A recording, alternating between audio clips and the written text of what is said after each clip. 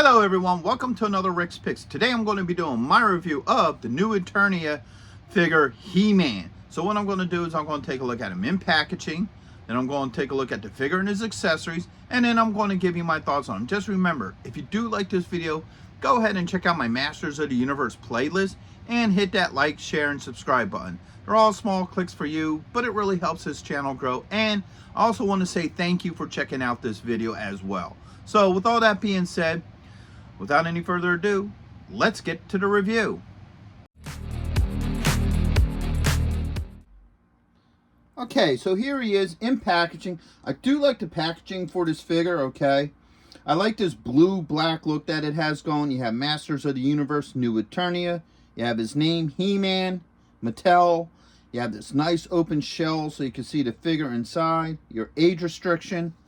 And when you bring it up close, you got 30 points of articulation, your skew, and also the Masterverse. Alright? So let's take a look at the sides of this here. You got He-Man, the most powerful man in the universe. Alright, let's get a better look at that. Alright, spin it around this way. You get this nice art here with He-Man, a little bit about him. Alright, you got the Masterverse up here, New Eternia. Original design inspired by classic concepts. You have everybody that's part of this line. Recyclable, Mattel. Alright. Over here, you got another nice piece of art. And once again, I always say this with all the Masters of the Universe figures. 9 out of 10 times, they usually got really nice artwork for these figures. I really like this. I like the whole design of the art and what have you on their packaging. Alright. Spin it around this way. You got the underneath, which has your legal and skew. So with all that being said, let's open him up and see what he's about. If you're going to be in the Philadelphia area from September 7th and 8th, then you got to check out RetroCon 2024 at the Philadelphia Expo Center. They have lots of great tables and vendors selling all sorts of retro action figures and collectibles. Plus, they have guests, arcade games, contests, panels, and much, much more. In honor of 40 years of Transformers, they will have a 40-year anniversary display stand that you could take pictures with. Special guests will be including Anson Williams, who played Potsy in Happy Days, Don Moss, who played Ralph from Happy Days and also played Eric from Dungeons & Dragons, the cartoon, voice actor Neil Ross, who played the voices of Shipwreck, Springer, and many other iconic 80s cartoon characters. Actor Lee Majors will also be there, best known for playing the $6 Million Man and the Fall Guy. He was also in Ash vs. the Evil Dead and The Night the Reindeer Died. Okay, so here he is, out of packaging. I do like the overall look of him. You know, he looks really cool. He definitely fits the whole Masters of the Universe look. With this particular style right here, they're going more for the barbarian look. You know, almost a Viking look with how his helmet's designed and what have you. So, first off, let's give him a rotation. Alright. So there's your front. There's the side. You got your back. Your other side. And you're back to the front. So now let's look at some of these more intricate details. So with this helmet, you can see that there's 3 stones on the top of it, a blue and 2 red. You got 2 horns on either side and a center spike, okay? These shoulder pads, they got a lot of neat design to it. I wish they would have highlighted these designs, okay? Like maybe have it like a silver, you know, highlight on these things to make them really pop a little bit more. All right, and then you have a little bit more the more iconic chest piece. I would have liked to have seen it more look like the original, but this is still pretty cool. And then he has a lot of neat detailing into his belt. Just like the other characters, I don't know how well you can see it. His skin is textured, so it gives it a more of a skin look as opposed to a smooth look. So I kind of like that.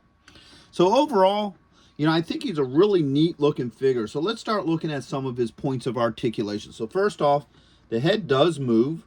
All right. You got a shoulder joint with a swivel. You got a double jointed elbow. All right. a wrist joint. Okay. You got a joint right here underneath the ribs. All right. So that does go up and down. There is a little bit of a spin to it. And as you see, he has a joint here at the belt line. So you can get that full range of movement in him. All right. He does have a thigh joint, a knee joint. All right. He has a swivel at the top of the boot. And he also has an ankle joint. All right. So far, looking at the figure himself, he's not a bad looking figure. You know, just some minor things that I personally would like to see a little bit different. But overall, I think he's a decent looking figure. All right, let's start looking at some of his accessories now. So first off, he comes with an alternate head. Okay, so you got your more standard He-Man looking head without the helmet on, which isn't a bad look. I kind of like this head. All right.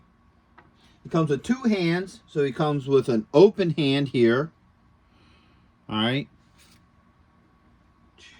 And he comes with this hand here as well, which is actually more of an open hand. That one's more of a carry hand, like you put it like a sword or an axe in. All right.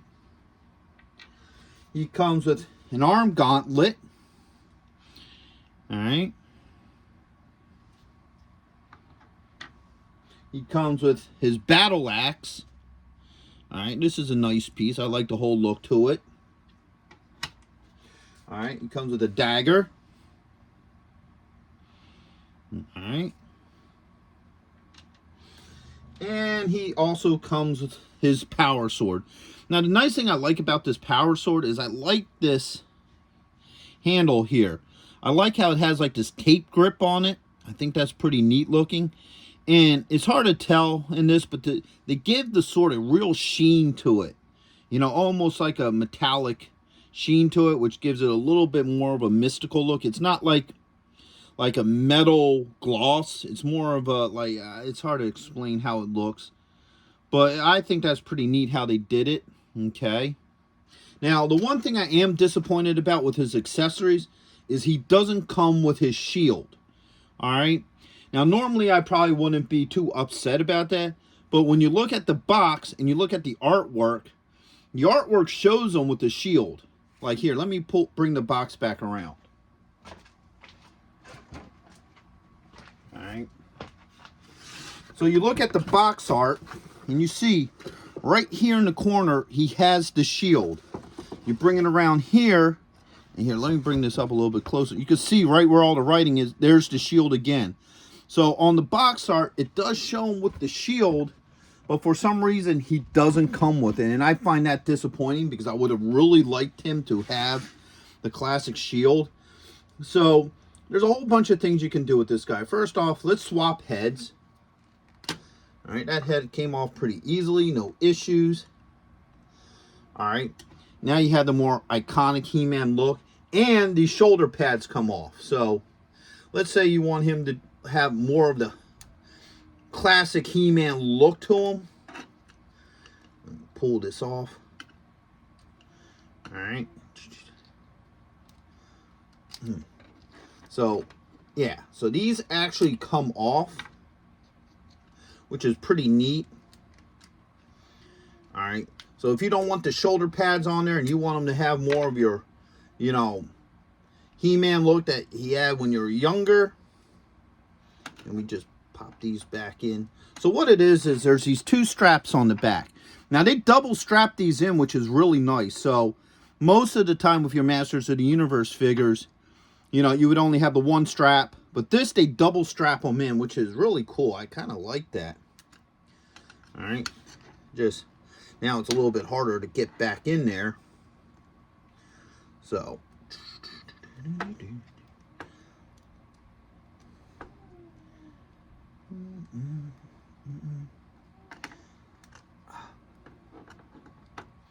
Now, I'm not going to take time to put them all the way back into that second holder, just for time purposes.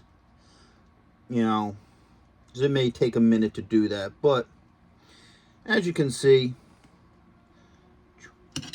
you can now have your more classic He-Man look without the shoulder pads, which me personally, I kind of like them better without the shoulder pads. But that's just me. You know, that's just the old look for him. So let's also start going. No, let's do the arm gauntlet next, okay? So you can take that hand off. You can put this arm gauntlet on. The head just came off. All right. Okay, there it goes. All right, so now you have this arm gauntlet piece back on there. I like the look of that. I think that's a pretty cool piece, you know. So let's start seeing how some of these weapons work with them. First off, let's do the dagger. All right, fits in that hand pretty well. All right, let's bring it up close. I don't have any issues with the dagger. All right. And that just fits right here in his boot. All right. Now, the nice thing, before I put that in there, is if you look at the boot, they actually outlined the boot out so the dagger could fit in there nicely. All right. So, you can see that the dagger fits in really nice in that boot there. All right. So, I like how they did that. They carved out that little extra space so the dagger fits really nice in there. We're going to swap this hand out and get our other carry hand. All right, so now we have them with both carry hands. All right, so let's see how the sword fits in this hand.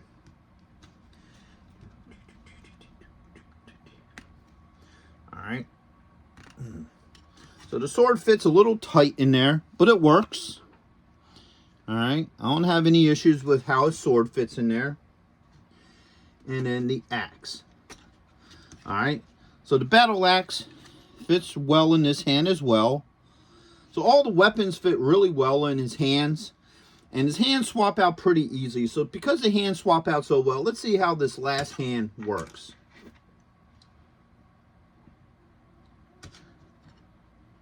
All right, so now you have the open hand. I don't have any issues with that. So everything swaps out really well. He holds all his weapons pretty good. I like how everything swaps out with this figure. And I almost forgot to add that his sword can fit on the back here. Okay. So he does have a holster for the sword. It just slides right in there. Really easy. No issues with that. So that's pretty nice that he does have the back carry for his sword.